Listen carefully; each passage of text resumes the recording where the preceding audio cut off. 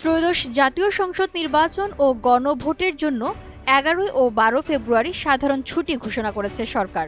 ভোটের ছুটিতে metro rail চলবে কিনা এ নিয়ে জনমনে রয়েছে প্রশ্ন। এরই মধ্যে আগামী ১০ ফেব্রুয়ারি রাত ১২টা থেকে ১৩ ফেব্রুয়ারি রাত ১২টা পর্যন্ত মোট ৭২ ঘণ্টা মোটরসাইকেল চলাচল বন্ধ থাকার ঘোষণা দেওয়া হয়েছে। আর ট্যাক্সি ক্যাব, পিকআপ, মাইক্রোবাস ও ট্রাক চলাচলে নিষেধাজ্ঞা থাকবে ১১ ফেব্রুয়ারি মধ্যরাত থেকে ভোটের দিন ১২ ফেব্রুয়ারি রাত ১২টা পর্যন্ত।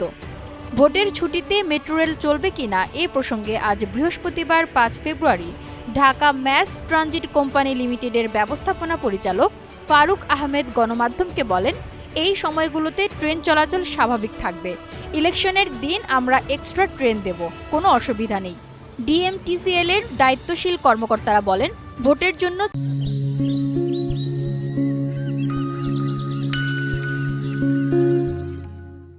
ছুটির দিনগুলোতেও স্বাভাবিক কর্মদিবসের মতোই মেট্রো ট্রেন চলাচল করবে।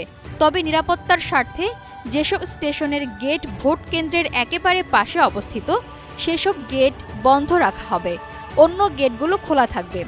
এদিকে ডিএমটিসিএল ও সংশ্লিষ্ট সবার ছুটি বাতিল করা হয়েছে।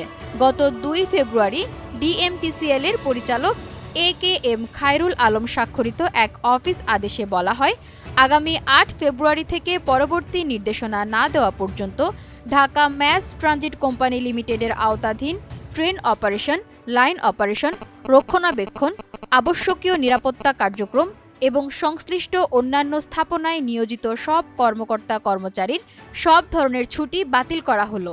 একই সঙ্গে এ বিষয়ে প্রয়োজনীয় পদক্ষেপ নিতে সংশ্লিষ্ট ইউনিট প্রধানদের নির্দেশ দেওয়া হয়েছে।